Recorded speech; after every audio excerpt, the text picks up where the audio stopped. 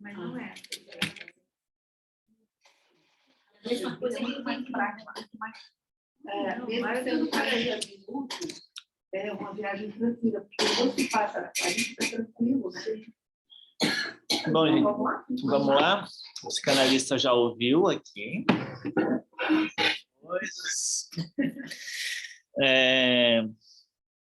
Bom, eu vou prosseguir a leitura e aí a gente vai debatendo. Tá?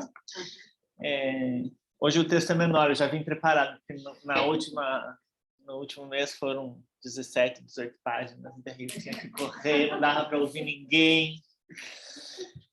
Bom, a gente então estava falando até agora desse dilema que aparentemente pode ser simples, que é o preservar, fixar versus criar, movimentar, talvez, né? Como que eu vou criar, como que eu vou movimentar, como que eu vou requalificar os usos num lugar que tem uma pressuposição de uma tomada de pressuposição teórica, uma expectativa de fixidez, de estabelecimento daquilo, né? Embora a gente tenha falado, né? A gente falou agora há pouco, que dá para fazer a reversão, na prática, está muito difícil colocar a barra na escada, né? Não é tão simples assim, porque talvez a expectativa ou o pressuposto, os pressupostos teóricos, os pressupostos, enfim, os valores que estão por trás das instruções, das normativas, das regulamentações, eles não estão tão vinculados ou tão interessados no movimento, estão mais interessados na fixação. Além desses aspectos, refletiremos, e talvez mais debonadamente, sobre os recursos epistêmicos empregados para essa empreitada. Então, de que forma esses recursos epistêmicos contribuiriam para a noção de salvaguarda do imaterial? Seria possível uma epistemologia emancipada desse dilema de preservação, fixação, de criação e movimento, versus criação e movimento? Uma epistemologia capaz, então, de circunscrever o movimento da imaterialidade sem se ater a fixá-la. Como um grupo se apropria de um marcador identitário, cultural, relativo às suas tradições, e, ao mesmo tempo, não se restringe a tal espaço de identificação. Como que eu posso circular nesse lugar, nesse marcador identitário, mas também não me reificar enquanto sendo a expressão autêntica desse marcador? Esse é o dilema. Esse que é o dilema.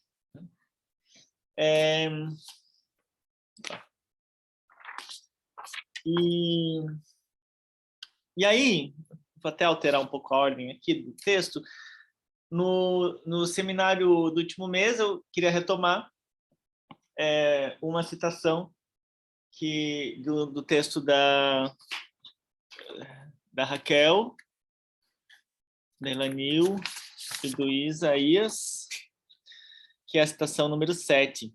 A citação é longa lá, a citação número 7, mas se alguém puder ler só o primeiro parágrafo. Alguém lê para a gente?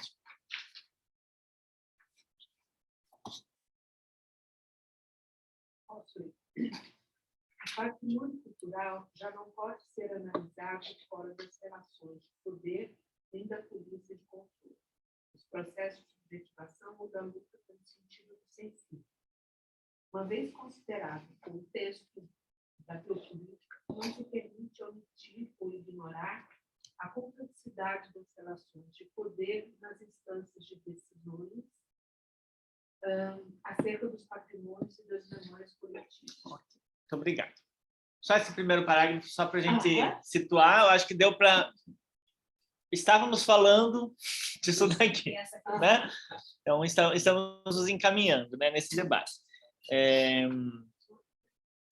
Então, esses processos de subjetivação ou da luta pelo sentido do sensível. E talvez o que estava sendo dito um pouco antes do intervalo é de lutas, né? Lutas para preservar, lutas para alterar, lutas, então, mas o que está no horizonte dessas lutas? O sentido dessa luta.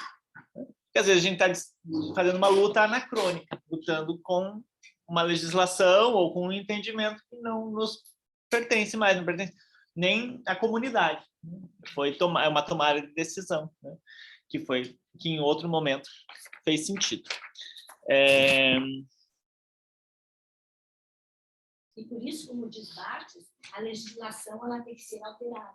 Porque no momento pode não ter sentido. Mas ela tem que ser atualizada, né? Sim. Sim. Sim. Social.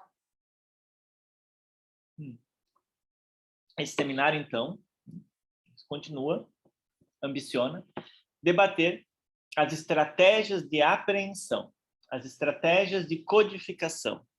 Então, não estou querendo discutir o codificado, não estou querendo discutir aquilo que foi salvaguardado, necessariamente.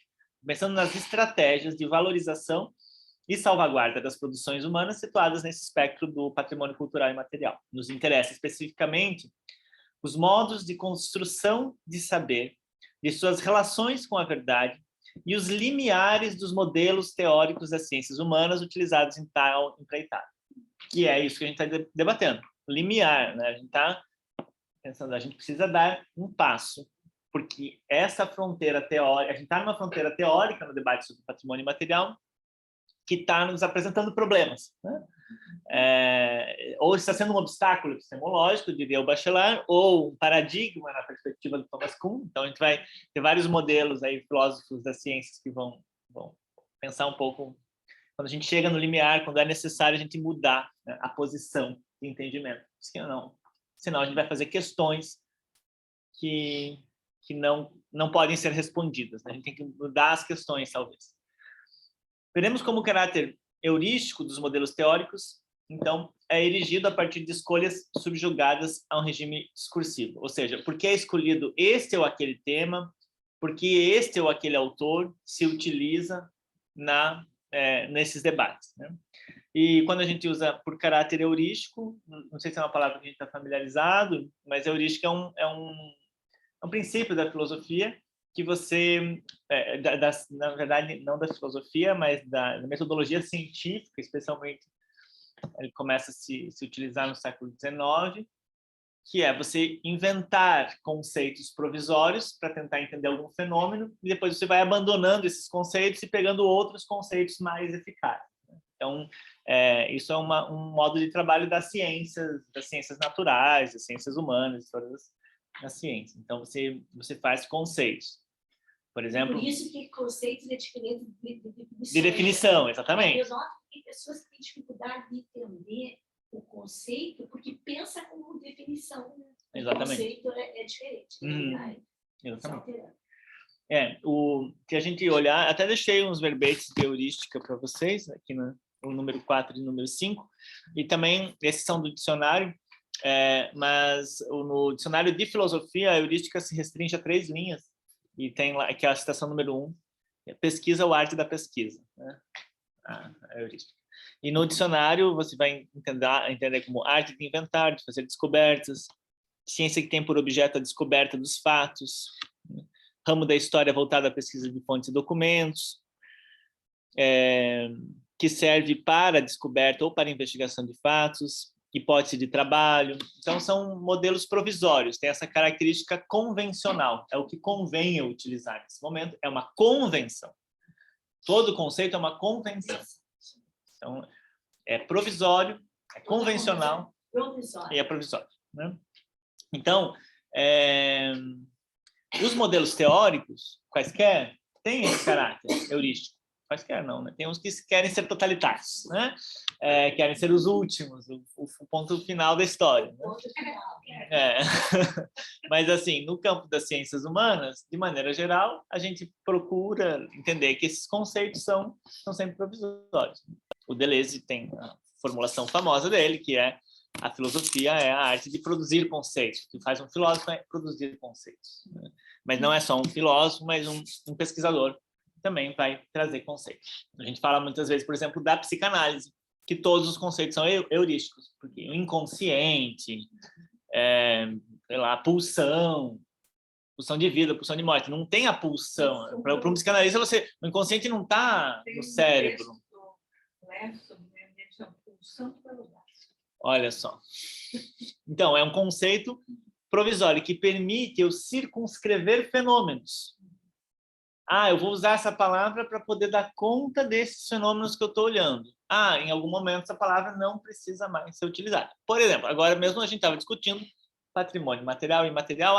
Eles estão se misturando aí. Chega no momento que está no limiar do conceito. Que o conceito que vai usar outra palavra, o material e o imaterial, enquanto conceitos provisórios, para delimitar um conjunto de fatos, a materialidade, a imaterialidade, que aí a gente define o que entra e o que sai. Isso. Chega no momento que a gente vai falar, não, mas agora a gente chegou num ponto do debate, num ponto das construções teóricas, num ponto do entendimento da cultura, que não é mais imaterial material, é outra coisa, né? Isso, Mas acho que você pode usar... Não. Patrimônio cultural, mas só que você está entendendo desses outros. Um sujeito que fala lá, sei lá, o tombador, pode tombar. Fala patrimônio cultural e vai entender lá para o sujeito. Sim. E aí, em algum momento, a gente que olha desconstrução e olha a história dos conceitos, história de filosofia, história de ciência, até patrimônio uma hora pode cair. Okay? Até patrimônio, porque a heurística é isso. Eu não posso ser uma pessoa apegada, tem que ser desapegado.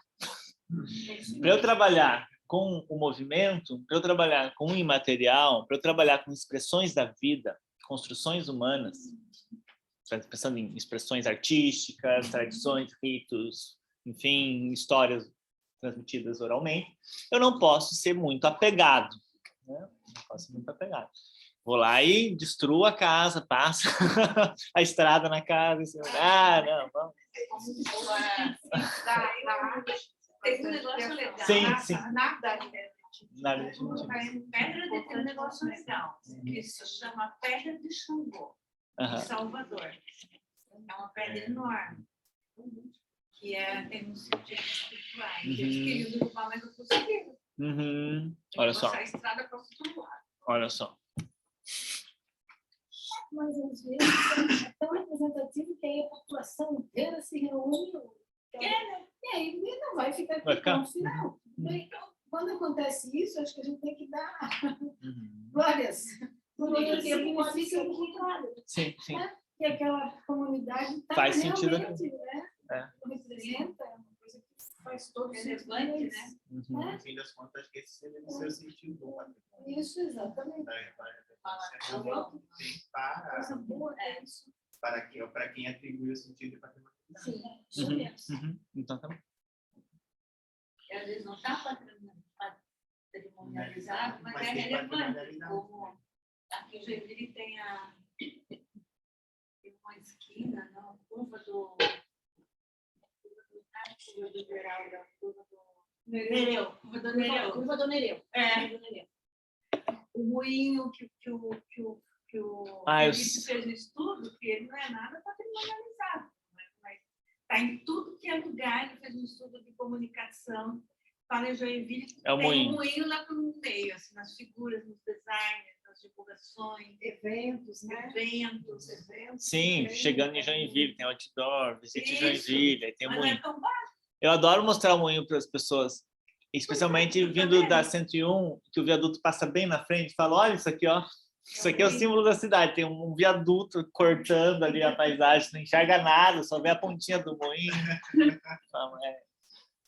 Que não tem nada a ver com a cultura. Alguma coisa assim, é um trator que passou em cima. E não é tão baixo também, não é nada assim. Porque quando mostram foto do moinho, não mostram do viaduto. Eu não vi nenhuma. Não tem o viaduto do lado, né? Da 101. Né? Mas o viaduto está ali. Tá ali. E a 101 também. Fazendo barulho, né? Buzina, poluição. Não, mas Qualquer não, ano, tira de pegar, cima do outro. Tira de cima. Ah, sim. Só de Daí cima, dá. assim, aí tem o verde lá. Ah. E tal. A gente publicou uma artigo de só consistência sobre isso. Sobre o... Sobre essa É do muito... Eu acho que no campo do patrimônio, a parte que eu mais gosto é isso. Quando começa a falar de casa, eu não gosto. Gente, eu não gosto.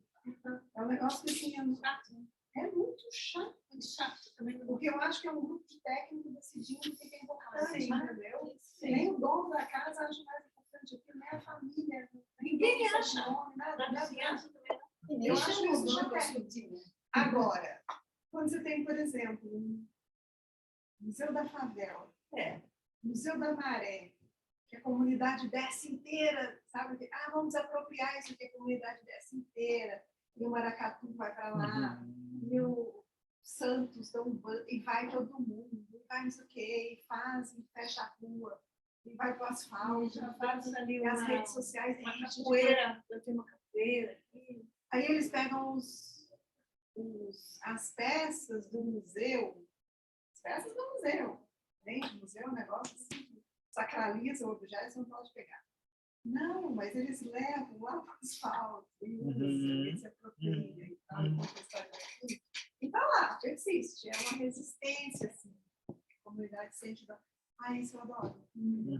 Isso é isso que eu acho que está por dentro. Agora, como é que a gente fala sobre isso? Como é que fala sobre isso? Usando Stuart Hall. Usando Stuart Hall. Não, mas tem outros autores, né? É só uma piadinha. O que a gente quer, então, é fortalecer perspectivas teórico-epistemológicas, cuja abordagem do patrimônio imaterial contemple o movimento, o desvio, a ruptura e insurgência, ou ainda as linhas de fuga inerentes aos atos de criação humana, que dialoga bem com esse exemplo que a Raquel acabou de dar. Quando olhamos para o cotidiano, ao lado das criações que julgamos que devem ser salvaguardadas, devemos também pensar porque o cotidiano não é digno de salvaguarda, né? Porque a salvaguarda é um recorte. Isso significa, né, que nessas manifestações, talvez a gente perceba que há um desvio do cotidiano. Porque eu escolho, por que meu olhar vai para lá? Né? Mas quando chancela a paisagem, eu vou te dizer. Chancela o cotidiano. Veja Paraty, que é a paisagem. Toda a vida deles. Cultura e biodiversidade se chama essa paisagem. Chancela o modo de vida que se faz no cotidiano, modo de fazer, a relação também tradicional das populações que tem lá. Paraty e Ilha Grande, inclusive. Ilha Grande era onde estava aquela prisão antiga, sabe? Sim. Chancela o modo de vida. No caso de Paraty, não sei, pelo menos na parte mais histórica ali. Não tomba e nem registra, chancela. E aí, chancela significa assim, juridicamente, o que acontece? Tem uma validade, tem 10 anos. Porque eu estava lá em Goiânia, tendo o caso de Goiás Velho. Goiás, sim. Cidade de Goiás, eles não gostam. Goiás Velho não pode. Mas a gente só fala Goiás. Eles não gostam. Mas assim, e tem o patrimônio mundial, né? Tem o título de patrimônio mundial. Sim. E aí a discussão era, o que significa isso para a população? Para alguns, eles entrevistaram uma senhorinha que ela adorei, disse, uma senhorinha, assim, o cotidiano da cidade. Sim. Ela fala assim, não fede nem cheiro. Não é nada. Nada, não fede nem cheiro. Mas para alguns mudou, e para pior. Porque algumas coisas ficaram meio bloqueadas. Assim. Aqueles que eles tombam, né? Eles tombam algumas coisas junto ali. Eles tombam. E na paisagem tem o tombamento e tem o registro. E Goiás tem isso. E a chancela? A chancela é o território completo. Lá dentro tem o tombamento e o registro. Mas permite a mudança? Permite, se a população quiser, permite. A chancela é a única que vale por 10 anos. se em 10 anos não se manter, e a população não quiser mudar, ela não revalida. Ela vale por um tempo. Uhum. Mas é tudo em função desse histórico. E visão do campo também. Esse debate que a gente fez aqui já vem sendo travado há anos, como todo mundo falou aqui, que já estava na Copan, e muito antes também. E a questão do patrimônio material também vem desse debate, desse negócio fixo que é o fundamento. Sim. De visão de ciência que vai alterando a visão também da ciência, do campo, da disciplina, dos métodos, das visões. Vai alterando, que chegaram nessa ideia de paisagem, mais ou menos, do campo do patrimônio. Não tem a ideia de gênero fluido? Já pensar patrimônio fluido? Então, Cá um Judith Butler aí, uns problemas de gênero, uma desconstrução, a performance, né? A Judith Butler vai falar do gênero como o gênero é performance, né? Performance não no sentido de um desempenho, mas de como se apresenta, né? De como se dá, né? E de... Isso, exatamente, é a mesma ferramenta conceitual que a gente está tentando trazer aqui, pensar, né? Bom, patrimônio não é algo, se for, né, material, né? Não é uma pessoa ali, mas já o imaterial, quando eu penso em expressões culturais, artísticas, modos de fazer, né? Você tem uma performance, né? Nesse sentido da Judith Butler. Mas, enfim, estou pensando isso sem nenhum rigor teórico, só me ocorreu agora, talvez foi uma grande besteira. pode ter Os desconstruídos também, nosso, porque por mais que a gente sinta isso e queira discutir, eu, pelo menos, não falo por mim, é difícil desconstruir isso que foi minha existência inteira sendo construída. Sim. Então, acho Obrigado por ter vindo. até Até a próxima. acho que se a gente pensar nesse fluido, eu acho que ajuda. Eu tenho uma orientadora da Maria, que é a orientadora da Roberta, e daí ela vai falar sobre paisagens literárias. E ela foi descrevendo e foi indo, falei, acho interessante, vai falar sobre mulher, e eu falei, acho legal os seus avós, falar sobre paisagem literária, ela vai usar. Sim. Ela vai usar o Corpo político. um livro dela. É o que veio depois, né, do Problemas de Gênero. Aquele que é. Gênero plural? Não, peraí, deixa eu ver. É o que é uma resposta, né, às críticas do problemas de gênero. Sim, já vou dizer que pode continuar, que eu acho que deve te falar. Tá bom. Bom, então, a gente vê, eu vou retomar aqui a pergunta. Quando olhamos para o cotidiano, ao lado das criações que julgamos que devem ser salvaguardadas, devemos também pensar, porque o cotidiano não é digno de salvaguarda, o que nessas manifestações desvia do cotidiano, até que ponto nossos recursos teóricos, nossas estratégias heurísticas permitem seccionar determinados elementos de salvaguarda para excluir outros, né? Por exemplo, o que a gente tinha falado, um exemplo que foi dado bem no início do encontro de hoje, que em algum momento eu quero embranquecer a população, em algum momento eu penso, nossa, isso é um absurdo, não faz sentido algum, eu vou preservar aquilo que eu estava tentando sistematicamente, com o apoio do Estado, né, com uma política pública, apagar. Então eu falo, não, aqui não, é outra coisa. Isso só se deu, essa mudança de visão, a partir de movimento social, das pessoas que falam, não, nós estamos aqui, nós existimos, nós temos tradições, nós temos costumes, nós temos modos de existência, e a gente quer interromper esse apagamento, né? E eu acho que isso tem relação também, porque talvez essas manifestações que desviam do cotidiano, elas estão sendo notadas como desviantes, porque talvez, eu não sei se isso é uma aproximação grosseira, mas o cotidiano, que eu estou pensando aqui, é aquele cotidiano estandartizado pelas ciências. Um bom trabalhador, um bom estudante, uma boa família, um bom homem, uma boa mulher, essas coisas todas. Uma boa performance de masculino, uma boa performance... exatamente. Exatamente. Então, essa família, eu faço um estatuto da família que é uma espécie de salvaguarda. O Estatuto do Nascituro, eu faço vários estatutos, né, para tentar segurar um negócio. Né? Claro, isso, a gente não está falando de patrimonialização, mas é um recurso assim que se aproxima um pouco. Né? Quando eu vou fazer uma estratégia política de cristalização... Isso, então... O parâmetro é aquele modelo constituído. Mas sabe que eu tenho procurado pensar no meu grupo de pesquisa agora, o patrimônio, como conceito. Uhum. E eu acho que está na hora da gente começar a amadurecer, sabe, esse pensamento, porque a gente opera o sentido do patrimônio sem falar de patrimônio. O que você falou agora é um exemplo. Tem coisas que a gente considera muito importantes, que a gente quer deixar para gerações futuras, e que a gente faz a mesma operação do patrimônio. Perfeito. Só que não denomina. Sim.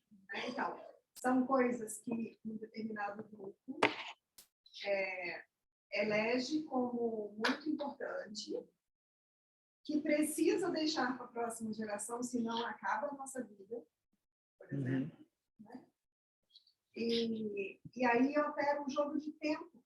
Né? Eu busco no passado para dar um sentido agora, projeto no futuro, e preciso transmitir. Preciso transmitir. Maldito legado. Mas, assim, isso pode ser extremamente, agora você me deu um exemplo, extremamente conservador, né? Vamos congelar essa família, esse modelo de família, etc., esse estatuto, né? Mas pode ser extremamente progressivo também. Sim, claro. Você pensar nos direitos humanos, como foi a tese do Felipe, né? Pensar, olha, tem coisas aqui que eu transmito na escola, esse sentido de humanidade. Eu ensino a ser humano, eu ensino a ser cidadão, eu ensino a ser democrático, as pessoas, etc. Mas que eu estou operando o patrimônio como teoria, como esquema de pensamento, entende? E a gente não tem falado sobre isso. Tem entendido o patrimônio a partir de uma definição. Eu acho que aquilo não está entendendo como conceito. Vocês estão fazendo esse esforço, né? Para pensar como conceito. Fala como tema. Não é conceito. Conceito. Palavra-chave do resumo da dissertação. Então, O livro da sai o corpo em aliança, e a Fernanda vai trabalhar paisagem, pandemia, vai usar da Butler. Que mundo é esse? Uma fenomenologia pandêmica. São publicações mais recentes, né?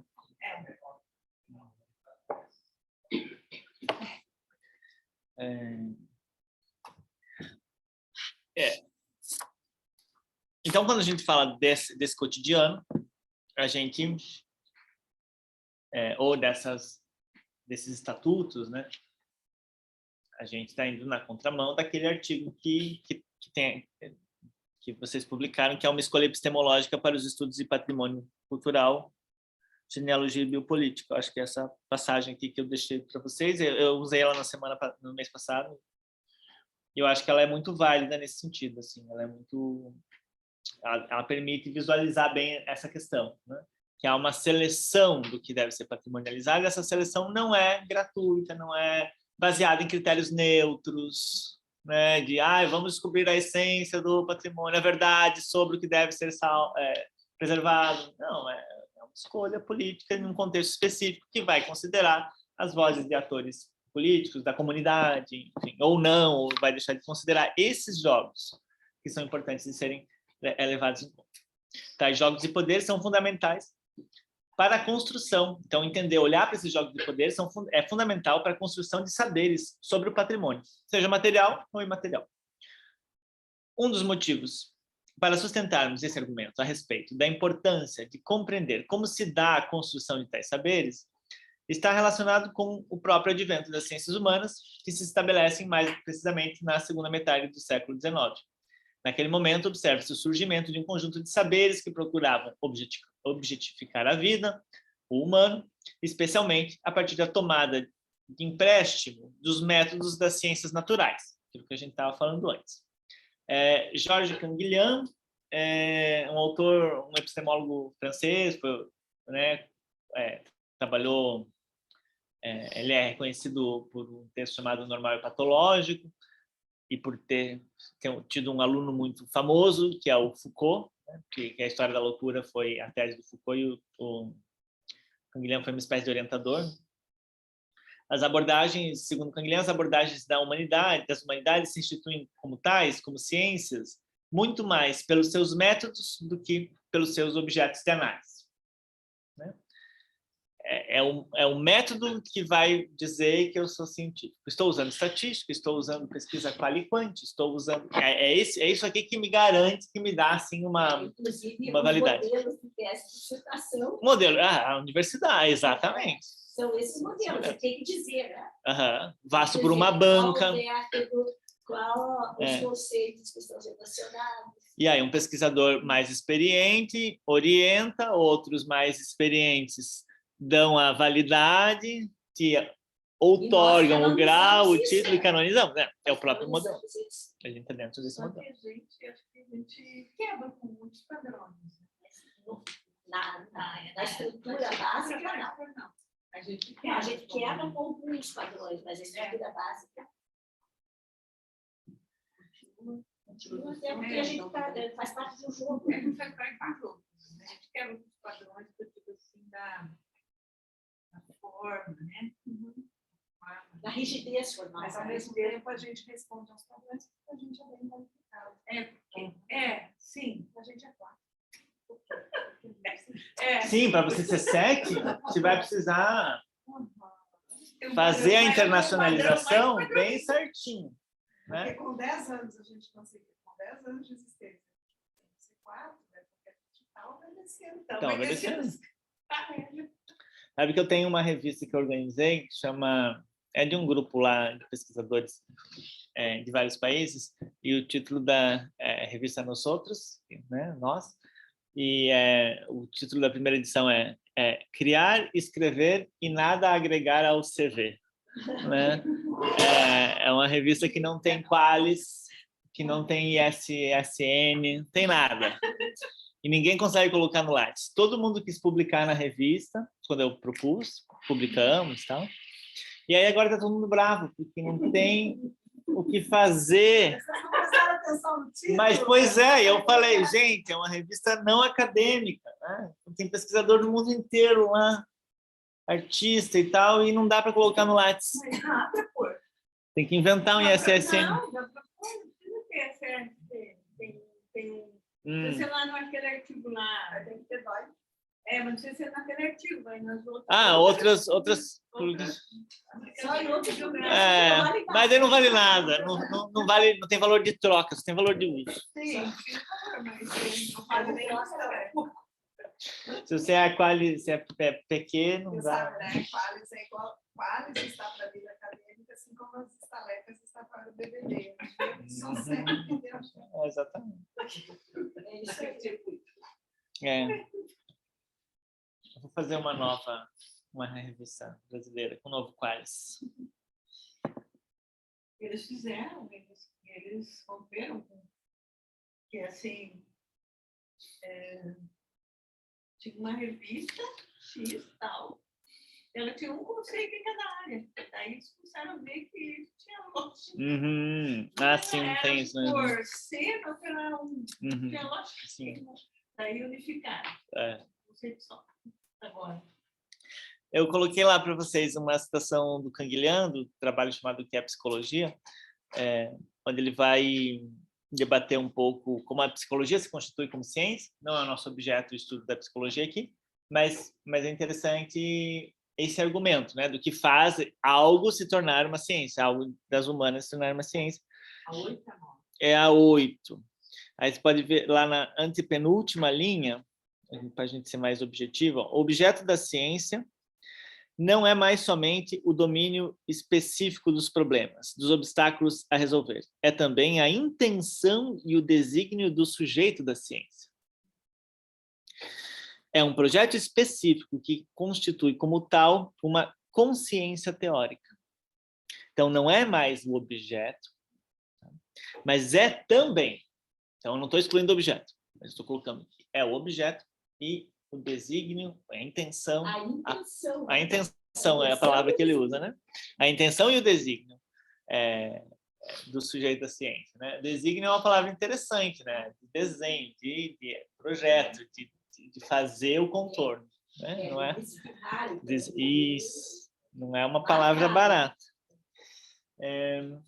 Tem-se aqui a observação direta de que um modelo científico, ao ambicionar lançar luz sobre determinado objeto pouco iluminado em suas formas de funcionamento, acaba, de algum modo, constituindo, perfazendo e complementando esse objeto. Eu não estou jogando luz sobre algo que eu não enxergo. Eu estou construindo algo a ser enxergado a partir do meu método. O meu método faz ver. No pressuposto da patrimonialização, também. Né? Eu estou fazendo ver que ali tem algo, não que estava escondido e que o técnico foi lá e determinou. Isso é um modelo de ciência que pressupõe uma ontologia lá perfeita, uma ontologia fixa, estabelecida. Então, não é isso. É alguém que, quando faz a escolha do recorte, tem uma anterioridade aí que está sendo ignorada, né? Quando a gente não pode ignorar, na verdade, né? A anterioridade dessa escolha. Por que eu preservo algo e outras coisas não, né? Porque primeiro vem uma lógica de material e depois, anos depois, vem a lógica do imaterial. Por que a gente... E essa coisa, porque a gente começa a observar que não são só obras e feitos de homens brancos, letrados, né? Que têm algum tipo de formação, que estão na história escrita, né? Como que onde mais a gente pode, porque outros lugares a gente pode ver a história acontecendo, né? Que deve ser salvaguardado. Esse ponto é mais amplamente explorado por Michel Foucault em seu trabalho As Palavras e as Coisas, publicado em 1966. Nessa obra, o autor analisa detidamente a constituição das ciências humanas, ou, de outro modo, o momento e as modalidades de objetificação do ser humano. Então, como que as ciências humanas vão se estabelecendo, fazendo modalidades de objetificar. O humano, o homem, a mulher, os viventes de nossa espécie, passaram a ser objetos de análise científica, tal como os astros ou as propriedades físico-química dos objetos inertes ou das invenções humanas. Então, esse trabalho do Foucault mostra o momento em que se tem um objeto novo para o cientista, que é o homem. Vai usar essa expressão. Então, você começa a mapear este homem, que aí ele tem um duplo que ele vai mostrar, que ao mesmo tempo eu mapeio algo que está fora de mim, mas esse algo que está fora de mim sou eu que estou lançando algum tipo de luz. Então, há uma dobra aí, né? E um dos quadros que ele usa para abrir o livro As Palavras e as Coisas, vocês sabem qual que é? Do Velázquez, né? Que ele está, de fato, você tem uma pluralidade de entendimentos daquela tela, assim, que se fica lá, né? São páginas, né? Que fica falando desse desdobramento do olhar, de quem está olhando, quem está vendo, quem está vendo é o fora que está dentro, exatamente. E daí você vai ver os psicanalistas com aquela banda de Moebius lá, tem dentro e fora, enfim, todo mundo começa a achar um problema que é o dentro e fora, a realidade, a fantasia, o que é isso, de Moebius, né? Então, aí o Foucault, nas Palavras e as Coisas, acho que é a citação 10, que tem com vocês, vai dizer o seguinte: as ciências humanas não são uma análise do que o homem é por natureza, são antes uma análise que se estende entre o que o homem é em sua positividade, ser que vive, que trabalha e que fala, e no Palavras e as Coisas o Foucault vai colocar a biologia naturalista, a economia e a filologia, se não estou enganado, que vai estudar a linguagem, a língua, né, propriamente. Então, não são, então, uma análise do que o homem é por natureza, embora haja essa pretensão. São antes do que se entende do que se estende entre o que o homem é em sua positividade, ou seja, aquilo que eu posso apreender, aquilo que eu posso mapear em aquilo que eu posso objetificar, o corpo, as trocas, a economia, né? A linguagem, a fala, e o que permite a esse mesmo saber, ou buscar saber o que é a vida, em que consiste a essência do trabalho e suas leis, e de que modo ele pode falar. Eu coloquei uma comentadora do Foucault. Tem duas citações dela, acabei de ver que seria a citação número 11, que ela afirma que as inquietações acerca dos modos de ser no campo epistemológico da modernidade passaram a delinear o conjunto de discursos cujo objeto empírico é o homem. Assim, ele está inserido como sujeito que produz o conhecimento de si próprio, transferindo métodos e conceitos das ciências empíricas e dedutivas, e num movimento transcendental, pensando em si próprio como objeto do conhecimento por meio das reflexões filosóficas. Então, pego dessas ciências empíricas e viro para cá numa coisa meio assim, meio rápido, faço essa passagem como se ela fosse simples. Eu adapto a astronomia, a ótica, e passo e vou começar a entender por que as pessoas se suicidam, né? Por que as pessoas porque existe o homicídio, porque existe, enfim, eu vou fazer uma virada muito rápida entre por que Marte vai aparecer no dia 23 de dezembro, na tal posição do céu, enfim, né, pensando no movimento astronômico, por que vai ter um eclipse, eu consigo prever, por que eu concluí que a órbita dos planetas é elíptica, como funciona a gravitação universal, tudo isso, uma virada muito rápida para eu vou entender por que as pessoas amam, choram, sofrem, constroem impérios, se aniquilam, etc. É meio cafajeste até, se você for olhar bem, né? Você faz uma virada muito rápida. É uma crítica bem comum dos trabalhos do Foucault, que ele vai aplicar em outros lugares também. Por exemplo, num texto chamado Doença Mental e Psicologia, que é o primeiro livro que ele publica. Com 27, 28 aninhos, ele colocou essa virada que tem da medicina orgânica para a medicina mental. Então, você entender uma histeria, uma neurose, uma psicose, sei lá, nos termos, como você entende uma tuberculose. Como se aquilo fosse um cisto, um vírus, uma bactéria, alguma coisa assim, circunscrita, delimitada, etc., como se a doença mental fosse do mesmo modo, tivesse o mesmo modo, as mesmas propriedades e os mesmos métodos de análise de entendimento como eu uso para entender como uma tuberculose funciona. Né? Então, essa mesma virada. E daí aqui também a gente está tentando entender isso na patrimonialização, no processo de salvaguarda, essa virada rápida que às vezes a gente faz, né? De pegar um método das ciências naturais e vamos aplicar aqui, né? Vamos fazer a representação social, né? Analisar a partir das representações sociais. Elas têm validade, né? Não são falsas, não são mentirosas, né? Quando se faz um estudo com representação social, com discurso do sujeito coletivo, tem vários métodos das ciências humanas, mas é interessante pensar como a gente, com esses métodos, eles talvez dificultem entender isso que a gente está se debatendo aqui, que é o movimento. O movimento. Porque eu posso entender o que é a representação social de algo.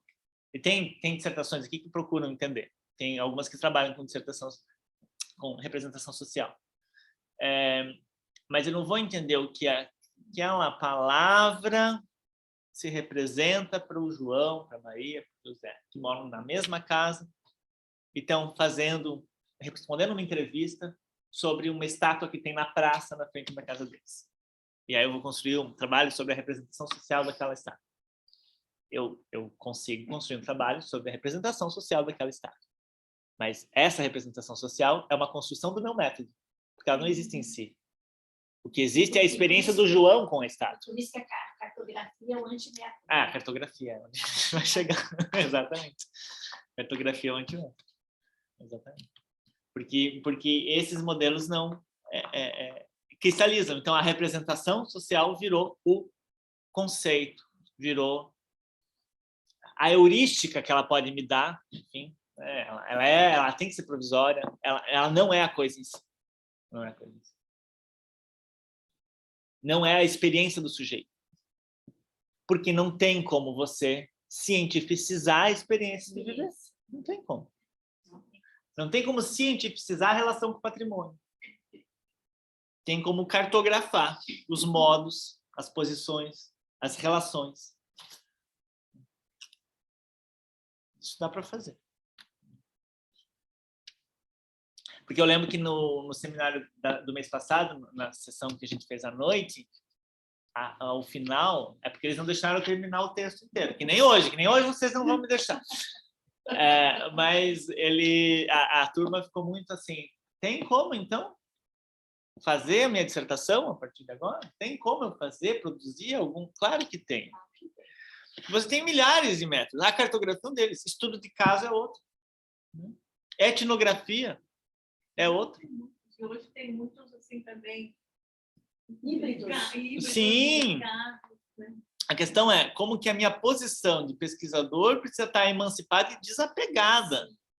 De um desapego. Vamos praticar o desapego. Fazer um bazar aqui na frente e colocar os conceitos, né, para circularem, pegar de outros.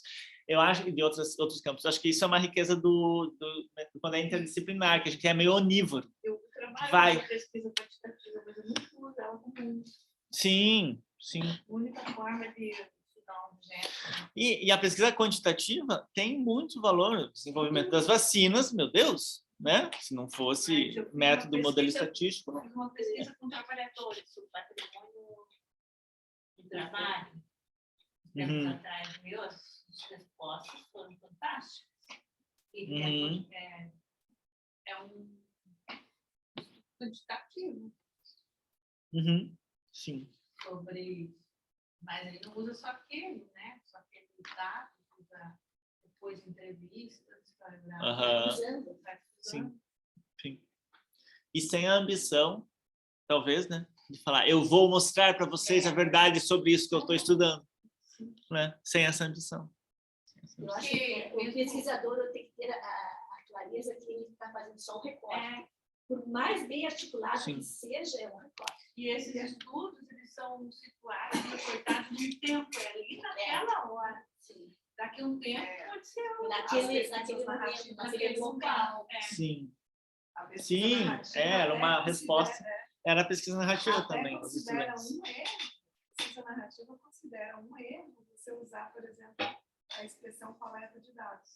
Como se o dado tivesse pegasse uma cestinha e você coletar dados. Aí eu vou para o laboratório. Tipo coletar a amostra com o suave aqui. Exato.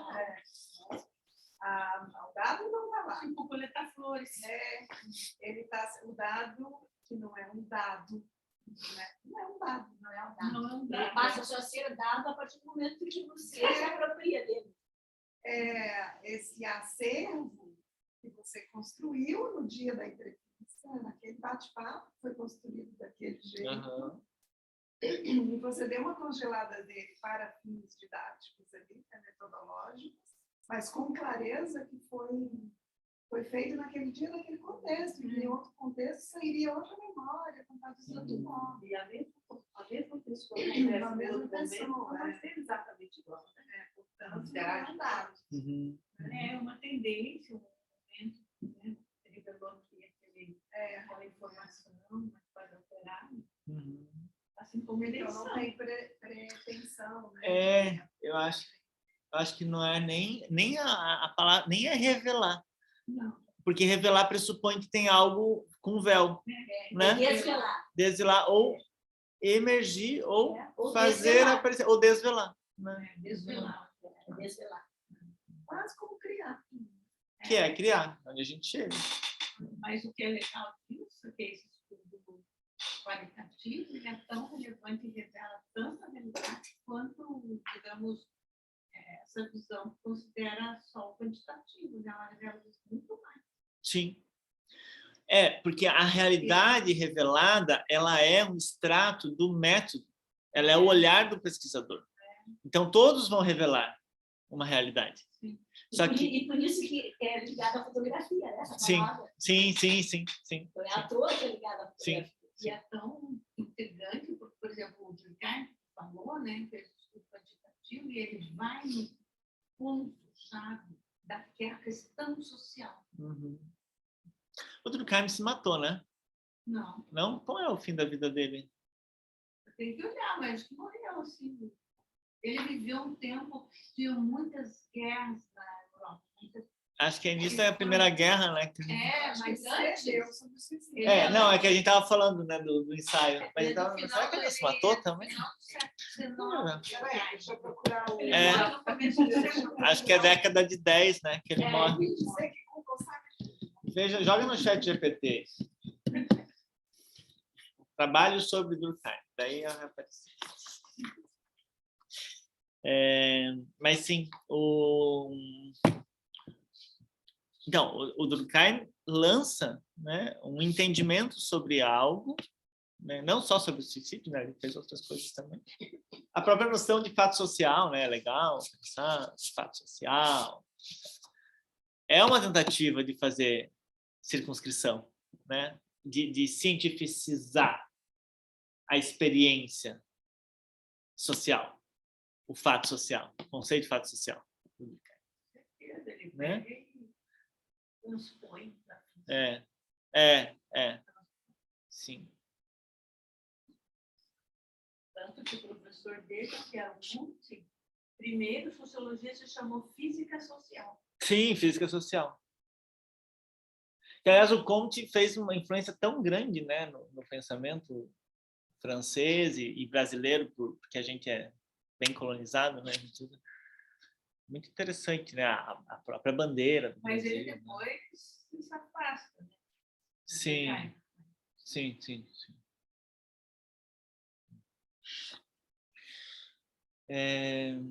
Bom, a profusão de campos do saber na segunda metade do século XIX, que procura estabelecer métodos com precisão, a fim de melhor circunscrever seus objetos, é notável. A economia, ciência das trocas, a sociologia, ciência social, a estatística, a psicologia, constituirão métodos específicos para detalhar como estabelecer um saber sobre os seus objetos. A noção, então, que vai aparecer com bastante força é a ideia, a curva de Gauss, né? Que é a curva do normal, ou a de sino, né? Curva de sino, que em alguns lugares também é assim nomeada, que vai se instituir notadamente nesse trabalho sobre o social do Durkheim, vai se instituir nos primeiros trabalhos de epidemiologia, quando a epidemiologia também começa a se constituir, e no campo da saúde é muito evidente quando você pega um exame de sangue e tem lá a curva do normal, todo, né, glicemia, colesterol, é normal daqui até aqui, fora da curva se exclui, né?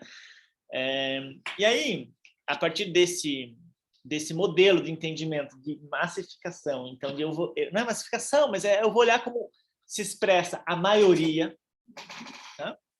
O Canguilhem, no livro chamado O Normal e o Patológico, a citação número 9 lá de vocês, vai falar que isso gerou um equívoco que foi facilitado pela tradição filosófica realista, segundo a qual, olha que interessante, são uma das citações mais interessantes que eu acho do Canguilhem, toda generalidade é indício de uma essência. Toda perfeição, a realização de uma essência. E, portanto, uma generalidade observável de fato, ou seja, eu vou lá e vou mensurar, vou fazer exame de sangue, vou olhar a estatura da população, vou olhar a longevidade, vou olhar, enfim, dados de IMC, sei lá, vou pegar e vou estabelecer um dado, um fato observável, mensurável. Uma generalidade observável de fato adquire, então, o valor de perfeição realizada. Um caráter comum adquire um valor de tipo ideal. O que é o caráter comum? O que está dentro da curva do normal. O que está na maioria, que é 85%. O que está fora, não está dentro desse lugar. Agora, eu vou reler a citação. Olha como ela é potente. Equívoco facilitado pela tradição filosófica realista, segundo a qual toda generalidade é indício de uma essência. Eu vou entender que o que está se expressando na maioria, o que é normal, porque normal, a palavra normal significa maioria ou média, né? É medíocre. O que é medíocre, o que está na média, que é a maioria, é a essência, é a natureza humana.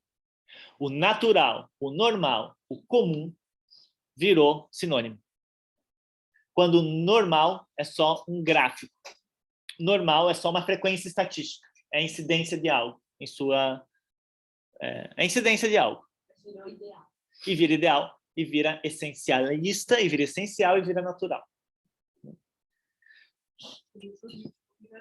E no jurídico vira lei. Porque norma é também a expressão. O homem médio é isso, né? Cai no...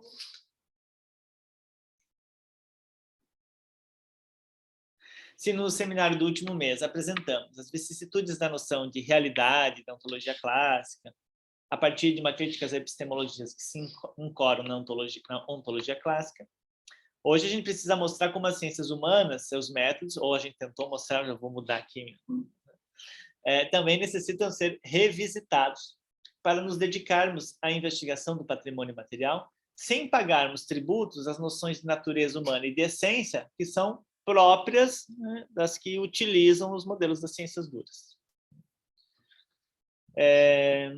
Nesse momento final, não estava no final aqui, tá? Só por causa do horário.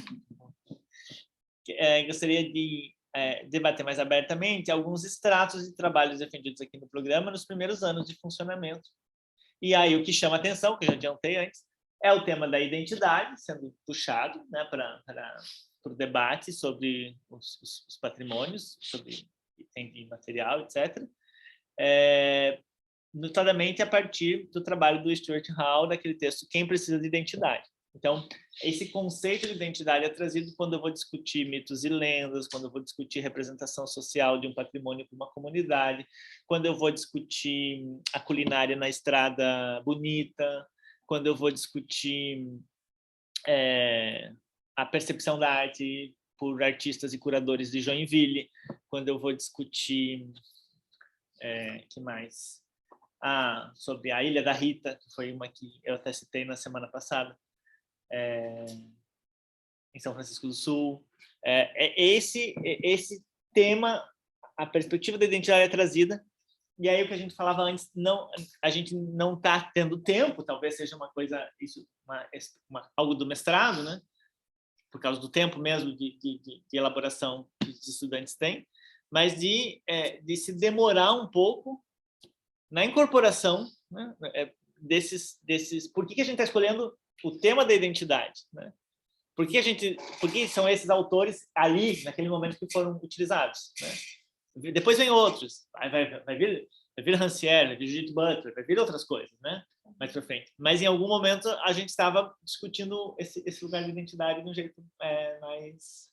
Eu acho que porque a identidade é por causa do conceito de patrimônio talvez. Lá no Constituição Federal. Talvez. Isso também está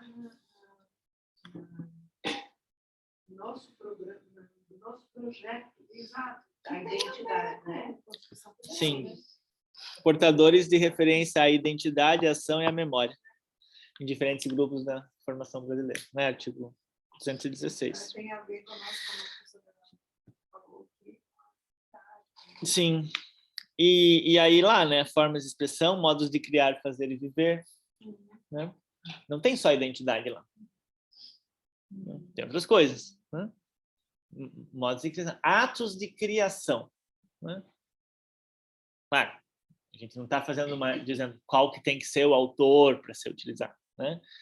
Não é essa a intenção, né? Mas talvez quando a gente pensa em identidade, quando usa o texto do Stuart Hall, eu trouxe umas citações dele, inclusive, ele está muito preocupado com isso que a gente está debatendo aqui. Sim. Ele está falando, gente, identidade não é essência. Identidade é provisória, identidade é sobre rasura. Identidades. Né?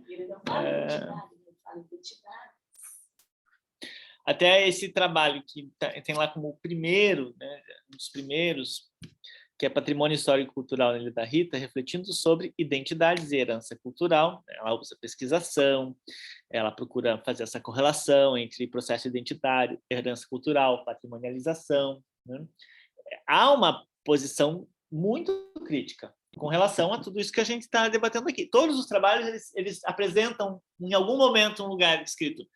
É tudo, não usa esse termo, né, fluido, mas é provisório, é a pós-modernidade, as coisas não são eternas. Está todo mundo muito nesse limiar, falando disso. Mas o método é esse método que paga o tributo para ciências naturais. A tentativa de essencialização, não aparece uma tentativa de essencialização, ela é observada com muita cautela pelos mestrandos e mestrandas, pelos professores, evidentemente, mas a gente está no limiar. Então, mas a gente não precisa. Está explodindo de ideia. E o método do Marx é o mesmo. Só que são visões diferentes, completamente opostas. Mas o método é o mesmo. A lógica, né? Também acho que podia discutir um pouco isso, do método tal, pode dar uma visão conservadora como uma visão transformadora. É verdade. Que é o caso do Marx e Klein. A gente está dentro da caixinha fazendo micros explosões. No final, é micropolítica, né? Sim, a gente está aqui, é nosso salário, a gente não pode falar muito mal da universidade, né? Pode pagar nossas contas. Mas eles pagam a gente E a gente não sei. Mas a gente faz pequenas explosões por tempo. Sim. Acho que tem muitos anos, muitos séculos dessa lógica científica, né? E tem muito lucro no capitalismo, como a gente vive hoje, disso, assim, né? O campo de você estabelecer exatamente o nome daquilo para você ter o remédio que vai para aquilo. Qual que é o nome comercial do remédio para TDAH, que é transtorno de déficit de atenção e hiperatividade? Ritalina e Concerta também. Ele tem mais um outro lá. É o Concerta. Tem um outro agora, mas... Pois é, eu não sei o que o publicitário pensou na hora de dar um nome. A método das ciências para a visão qualitativa do método, ela demorou para ser instituída. Tem um livro que se chama Pesquisa Qualitativa sobre o nome Morgan. Ele conta todo, dentro da antropologia e dentro da estudos antropológicos e arqueológicos, com pensadores dessa área, e ali demorou para se estabelecer. Sim. A gente também tem que pensar que esses métodos das ciências humanas que a gente está discutindo aqui são métodos europeus, que teve uma investigação... Ou americanos. É verdade. Chicago, na escola de Chicago. Eu domino menos a escola de Chicago, porque, enfim, se for fazer a genealogia dos meus professores orientadores, é USP, Unicamp e França, aquela coisa assim, que mandaram o Lévi-Strauss para o Brasil, mandaram quem mais? Da linguagem, Granger. Eles vão influenciar a escola de Chicago. Então. Como é que chama?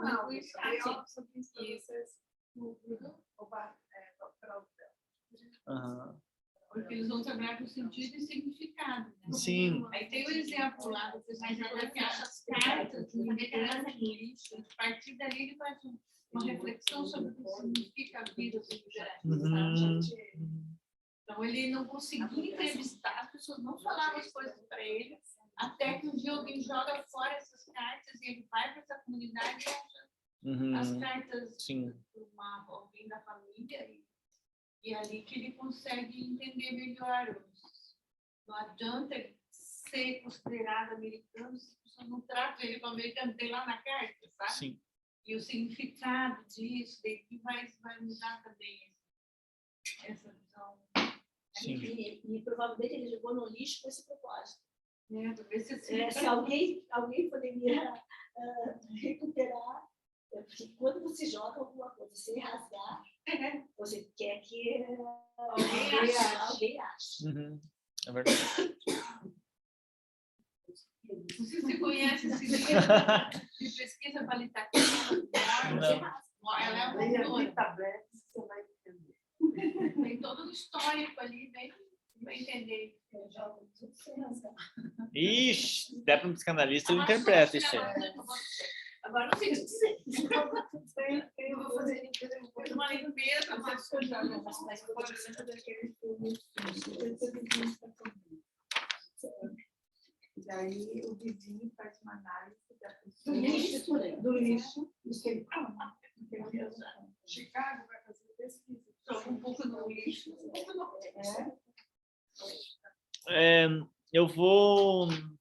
Eu extraí algumas citações desses trabalhos que estão aí com vocês, defendidos aqui. E aí vocês vão ver que nessas citações eles estão todos preocupados com isso. Até tem momentos bem explícitos desse debate sobre conceito e definição, né? A gente vai percebendo essa preocupação. Mas a impressão que eu tive dos trabalhos que eu olhei com calma até agora é que está todo mundo no limiar, precisando dar uma arejada nessa coisa epistêmica, assim, porque não tem sido suficiente. Porque, não sei ainda, a gente vai discutir juntos aqui, né? Por que não tem sido suficiente? Porque sempre eles vão chegar numa conclusão comum, que é a fluidez, a não perenidade, as transformações, e como a pessoa, ao falar do que você está entrevistando ela também ressignifica aquilo, e daí, quando você vai fazer um trabalho, uma pesquisação, um trabalho numa comunidade sobre alguma coisa, também concernente ao patrimônio, as pessoas vão requalificar aquilo, então está todo mundo chegando em lugares parecidos. Por que será que está todo mundo chegando em lugares parecidos, né? O que será que a gente precisa fazer, né, para que a gente parta, então, dessas conclusões? Que os trabalhos comecem das conclusões. Né? Que você tem um monte de trabalho defendido que chega numa conclusão parecida, mas daí como é que a gente... Então, tá bom, então vamos partir da conclusão. A gente tem a tese, a gente vai para a antítese, a gente vai para a síntese, a gente vira uma tese, etc. Né? E eu acho que a gente tem, talvez, feito essas derivações. Eu tenho a impressão que os últimos trabalhos eles já vão puxando mais esses autores da desconstrução e que daqui a pouco eles vão puxando outros autores também. Né? Está sendo super interessante analisar esse caminho. Assim, né? Para terminar... Essas dissertações que você está olhando são as nossas primeiras orientações. Estou vendo aqui a Sandra Delichy. Foi a minha primeira Sandra. Eu estou curiosíssima para ver, sabe? Alcione Paulo também. Aham. E se vocês olharem lá na citação, tá aqui, ó, tem muitas. Pode levar várias. Não, foi essa. Se vocês olharem os trechos que eu trouxe, né, tem muita coisa. Né? As dissertações são longas, não dá para trazer. E eu não estou fazendo análise do miolo, né? Eu estou olhando a fundamentação, né? A conclusão, o que o pessoal tem feito a partir disso. E tenho lido os autores citados. Então, é mais ou menos por aí que eu tenho circulado. Então, meu trabalho não é de fazer uma nova banca, né, para a dissertação. Né? Mas se apropriar de pontos em função da tua pesquisa. Isso, exatamente. Então, vou olhar isso, por que está usando, que autor está usando, como está circulando por aqui e por ali. Sabe? Mas isso eu estou achando muito interessante, gente, porque, se vocês lembram bem, nossa última reunião, nosso seminário de pesquisa da ficção, para mim foi ficando muito claro, sabe? Porque esse seminário foram textos nossos, do colegiado, dos nossos colegas. se ouvir, né? E com membros externos que estavam nos ajudando a escutar. E, para mim, está ficando muito recorrente assim, o fato de que talvez o nosso caminho agora seja epistemológico no sentido de construir mesmo teoria sobre a cultura. Sim. É um nível de maturidade mesmo. E que só vai ser atingido ao longo. Que talvez seja na culminância do projeto da função, na culminância da pesquisa do Vinícius, né, da comunicação que ele vai fazer, talvez vai nos dar ferramentas para pensar essa nova etapa, sabe? O campo é carente, gente. Nós chegamos, isso é interessante o que Vinícius falou, como que as conclusões, as reflexões finais das dissertações estão chegando em lugares muito próximos, né? Da comida X ao casarão Y, ao costume tal, a gente acaba chegando num lugar muito próximo dessa atividade, desse movimento, etc. Esse tem que ser um ponto de partida. Porque desde as primeiras dissertações a gente está chegando nesse lugar. Então, desde as primeiras, nenhuma dissertação está fazendo assim, vamos delimitar aqui, fazer com que, né, o barreado de Moretti seja, é isso, começa aqui, ninguém está preocupado com isso. Pelo menos eu não li até agora ninguém, que bom, né? Então está preocupado com outras coisas. Está preocupado com a relação com aquilo que está querendo patrimonializar, com o movimento, com a transformação, com as intenções, etc. Exatamente. Para terminar, vamos ler essa citação do Stuart Hall, que ela congrega, tem todos os trabalhos que eu li citam algum trecho dela, se não toda. Né? A 18. Essa concepção de identidade não assinala aquele núcleo estável do eu que passa, do início ao fim, sem qualquer mudança, para todas as disciplinas da história. Essa concepção não tem como referência aquele segmento do eu que permanece, sempre já o mesmo, idêntico a si mesmo ao longo do tempo. Ela tampouco se refere, se pensarmos agora na questão da identidade cultural, àquele eu coletivo verdadeiro que se esconde dentro de muitos outros eus, mais superficiais ou mais artificialmente impostos que um povo, com uma história e uma ancestralidade compartilhadas, mantém em comum. Ou seja, um eu coletivo capaz de estabilizar, fixar ou garantir o pertencimento cultural ou uma unidade imutável que se sobrepõe a todas as outras diferenças, supostamente superficiais. Essa concepção aceita que as identidades não são nunca unificadas, que elas são, na modernidade tardia, cada vez mais fragmentadas e fraturadas, que elas não são nunca singulares, mas multiplamente construídas ao longo de discursos, práticas e posições que podem se cruzar ou ser antagônicas. As identidades estão sujeitas a um historicismo radical, estando constantemente em processo de mudança. Legal, né? Eu acho que tem um ponto aí que eu brigaria com ele, que é quando ele vai falar o cada vez mais. Eu acho que isso é uma coisa perigosa, né? Não tem critério. Cada vez mais. E está achando que ele está lendo que antes era assim, agora é do outro jeito. E daí essa outra expressão que é fraturada. Eu não sei se identidades são fraturadas. Talvez a identidade sempre foi esse negócio. E as ciências humanas estão tentando fazer com que exista um sujeito estável. A gente não tem identidade fraturada na modernidade, pós-modernidade. Existe identidade, eu acho, né? Porque eu não consigo comparar com a identidade anterior. E a ideia de que fraturada é porque tem um pressuposto de que existe uma unidade ali, uma identidade não fraturada. E eu acho que o que a gente precisa pensar? Que é como que a gente precisa fazer a salvaguarda disso para preservar, de algum modo, um jeito que está fora da curva do normal. Né? A gente precisa circunscrever essas identidades. Né? Mas talvez a gente precise contornar essa identidade com uma linha pontilhada. essa é a conclusão que eu chego hoje. Como é que eu vou circunscrever uma manifestação identitária, né? Se for usar a caneta, eu tenho que fazer risquinho assim, pontilhadinho, né? Não posso fazer um risco contínuo, né? Então, me parece que todas as dissertações que estão sendo lidas até agora, elas estão querendo isso, assim, olha, tem vazamento aí, a gente quer que vaze.